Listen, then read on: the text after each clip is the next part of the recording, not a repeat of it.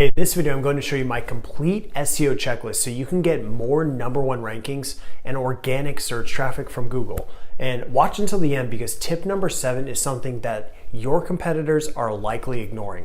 Let's dive right in.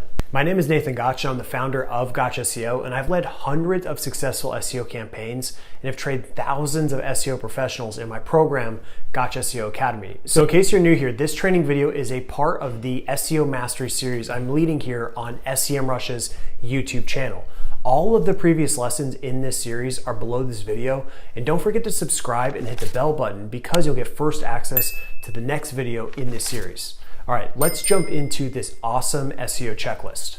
So number 1, are you tracking the right SEO KPIs? So there are many keyword performance indicators for SEO, but there are really only a few that matter. Number 1 is total organic search traffic growth, and you can track this inside Google Analytics.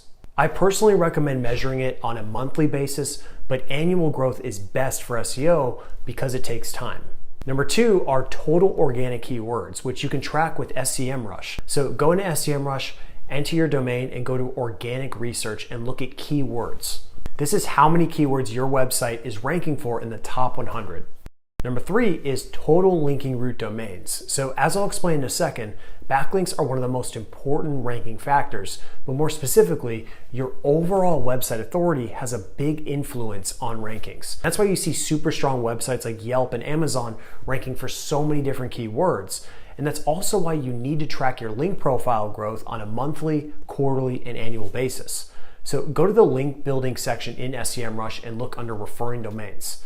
This should be growing over time. So the next checkpoint on this list is number 2, is your website crawlable and indexable? So there are many factors that impact crawlability and indexability, but some of the biggest include your website's architecture, more on this in a second, your page experience, your robots.txt file, and tags like no index, which could prevent Google from crawling pages on your website. So in the SEMrush audit section, click on issues, look for the category dropdown, and then select crawlability. SEMrush will then show you all of the possible issues that could negatively affect crawlability. Then repeat the same process except change the category to indexability. Once again, you'll see exactly what could hurt your indexation. So tackle these items ASAP because if Google can't crawl your pages, they won't be indexed. And if they're not indexed, it's impossible to rank. Number 3, does your website pass Core Web Vitals? So Google recently stated that Core Web Vitals is a ranking factor, so you need to do everything in your power to improve loading speed and page experience. So while in the Overview tab on the audit, you'll see the new Core Web Vitals score from SEMrush. Click View Details and you'll see the exact pages you need to improve. Now the cool part about optimizing your site for Core Web Vitals is that most changes will have positive effects on a site-wide basis, meaning you won't need to go page by page optimizing for Core Web Vitals for most of your pages. Number 4, are all of your pages 3 or fewer clicks deep? So your pages shouldn't be more than 3 clicks deep into the architecture. Otherwise, it could hurt crawlability and indexability.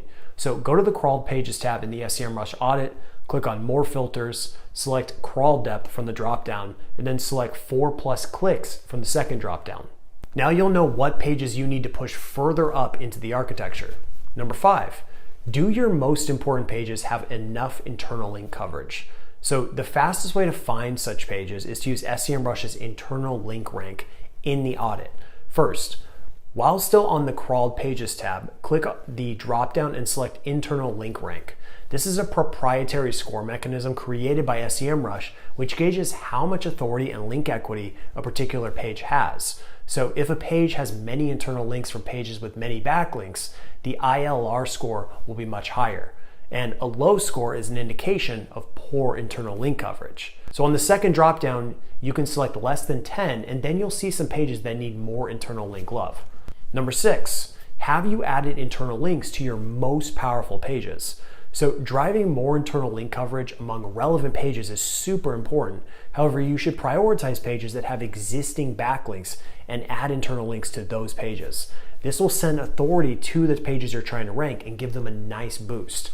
So to find these pages, go into SEMrush, enter your domain, go to Backlink Analytics, and look under the top pages section. These are your most linked to pages. and then look for opportunities to add internal links where it makes sense. Number 7, have you identified low-hanging fruits? So these are keywords ranking from positions number 2 to number 15. So go into SEMrush, enter your domain, go to the organic keyword section, and then click on the positions tab, and then the positions drop down and enter 2 and 15 in the custom range.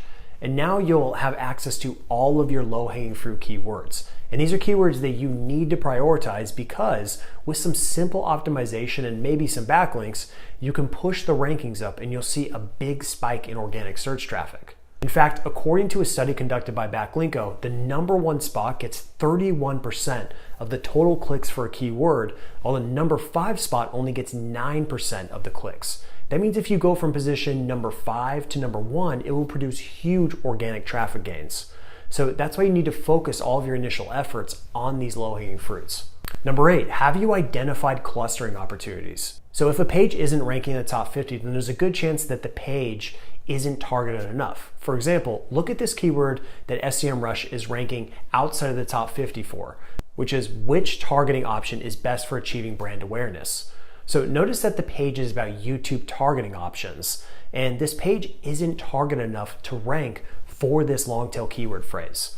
This is a clustering opportunity because you can create a dedicated page for this particular keyword phrase and it will rank much better. Just remember that Google's number 1 goal is to deliver the most relevant results possible. So with that said, these clustering opportunities are an awesome way to capture more organic search traffic and build more topical relevance, which will improve the performance of all pages in that cluster. Number 9, do you have keyword cannibalization? So keyword cannibalization is when you have 2 or more pages targeting the same exact keyword phrase, and it's detrimental to your SEO performance because it forces Google to decide which page is best for that keyword. And you don't want Google making those decisions. It's your job to direct Google. In fact, John Mueller, the search advocate at Google, said this about keyword cannibalization. We just rank the content as we get it. And if you have a bunch of pages with roughly the same content, it's going to compete with each other, kind of like a bunch of kids waiting to be first in line, and ultimately someone else slips in ahead of them. Personally, I prefer fewer stronger pages over lots of weaker ones. Don't water your site's value down. So the quickest way to identify keyword cannibalization is to use SEMrush's position tracking tool. So go to keyword research and click on position tracking, then click on new position tracking to start a new project. Enter your target keywords, and once the scan is complete, open up the project and then click on the cannibalization tab. This will show you instances of keyword cannibalization for the keywords you specifically entered. Number 10, is your existing SEO-driven content good enough? So before you ever do on-page SEO, you first need to ask if the page itself is different and better than what's currently ranking. So you need to go through this exercise with a completely objective mindset. So if your page is just another Me Too piece of content, then optimizing it may produce short-term gains, but it won't last. What produces long-term results in SEO is creating pages that are truly unique. That means you need to find angles that haven't been used before. Now keep in mind, you're still satisfying the intent, but the content itself needs to be different than what's currently ranking. Number 11, have you optimized your pages the right way? So at the most basic level, your primary keyword should be in your URL, title, H1 tag, first sentence, and last sentence. But to take things up another notch, I recommend using SEMrush's on-page SEO checker. Go to the on-page and tech SEO section, click on the on-page SEO checker, and start a new project. Click on import keywords and pages, then select your preferred option. In this example, I'll use manually. Then enter your target URL and the exact keyword phrase you want to rank for, and then click collect ideas. SEMrush will then show you how to optimize the target page from a strategy, content, semantic, technical, UX, and even link building perspective. So just make sure you benchmark your performance today and then execute on all of these recommendations that SEMrush is giving you. Number 12, have you created new content to build topical authority? So one of the best ways to improve the performance of any SEO-driven page is to build more relevant supporting assets around it. So this builds topical relevance and authority. And I recommend using alsoask.com to find ideas that are appearing in the People Also Ask section on Google. Number 13, do you have linkable content? So my favorite and most scalable link building method is to build linkable assets. In other words, create content that people actually want to link to. So the truth is that most people try to steamroll through thousands of link prospects and they're simply playing a numbers game. And while this does work to get initial traction, it's not the best long-term strategy and it's actually not super scalable. So just take a look at the 3 most linked to pages on gotchaseo.com. The first is my backlinks guide, the second is my SEO audit guide, and the third is my anchor text guide. These are all super long pieces of content, and I haven't spent a single second trying to acquire backlinks to these posts. All I did was try to create something incredibly valuable and different, and then I just promoted it to my email list. That's it. People have naturally linked to these pages because there's nothing else like it. But the truth is that there are certain types of content or assets that are proven to be linkable. But before I show you those, you need to find ideas that have proven linkability. And the best method is to simply look at your close competitors or websites in your vertical who you don't compete with. So go to SEMrush, go to the backlink analytics section and enter a competitor's domain into the search. Scroll down and click top pages. These topics and the content itself are now your frameworks for what people like to link to in your specific industry. You can, of course, take the same topic and put a twist on it or use it as inspiration to create a unique angle. Number 14, do you have enough website authority? So one of the most important link building key performance indicators or KPIs is your total number of unique linking root domains. In other words, how many unique websites are linking to your website? And this is a critical ranking factor and it needs to be growing over time to improve performance and narrow the gap between you and your competitors. So open up SEMrush, enter the domain, and then go to the backlink gap tool. SEMrush will auto-suggest competitor domains, but if you want to use different competitors, then go back to the organic research and click on competitors, and then copy and paste 1 to 4 competitors into the backlink gap tool. SEMrush will then provide you with authority score and referring domains. And if there's a gap, you'll need to work to narrow this. Otherwise, beating your competition will be extremely tough. Now, narrowing the domain level link gap is just one piece of the puzzle though. You also need to narrow the gap on the page level as well, bringing me to the next point on the SEO checklist, which is number 15. Do your critical SEO driven pages have enough backlinks? So you can execute all of the previous steps perfectly and still not rank if you don't have enough backlinks.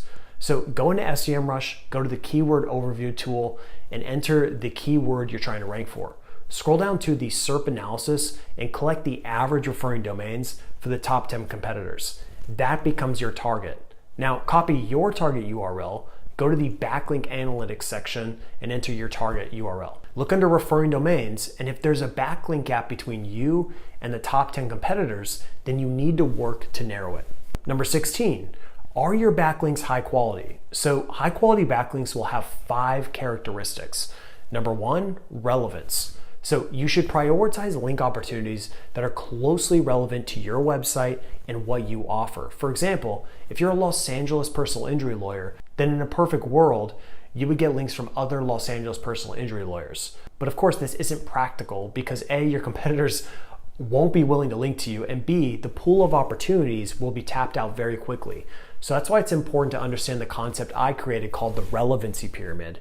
In short, as you go down the pyramid, the link opportunities will become less relevant, but more abundant. And that's why you need to start at the top of the pyramid and then work your way down to less relevant opportunities. Now, keep in mind, getting links from extreme authority websites like New York Times or Huffington Post are always good links, even if they aren't super relevant.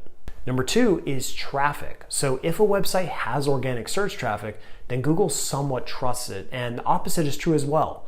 Go into SEMrush and enter the domain you want to score a backlink on. If they have organic search traffic, then you're good to go. Number 3 is authority. So websites with more authority will give you more bang for your buck. Number 4 is link qualities. So it's easy to manipulate many third-party metrics that you'll find. So that's why it's important to analyze the actual link profile of the opportunity. So go into SEMrush and enter the target domain and then click on backlinks. Then examine the backlink profile, and if they look high quality, then move on to the next step, which is number 5, editorial standards. So if it's hard to get a backlink on a website, then it's more valuable. And the opposite is true as well. If it's easy to get a backlink, then it's less valuable. For example, anyone can get a link on Facebook, which is why it has no value. However, it's very difficult to get a backlink on Forbes, which makes it much more valuable. So that is the ultimate SEO checklist. Review this video and start executing on my recommendations today. So if you got value, please like this video and subscribe below right now. And don't forget, you can watch the rest of the videos in this SEO Mastery training series below. Thank you so much for watching, and I'll see you in the next video where I show you how to rank a real website from scratch. I'll see you soon.